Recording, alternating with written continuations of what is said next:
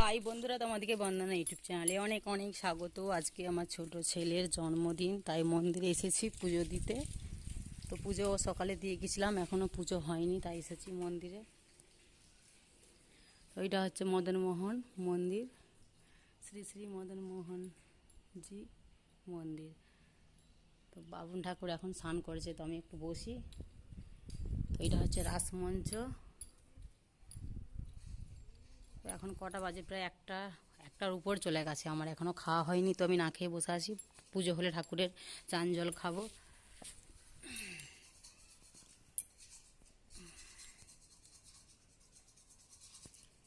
এই যে এটা এটা রাধা রানীর মন্দির, আর এটা মদনমোহন জির মন্দির।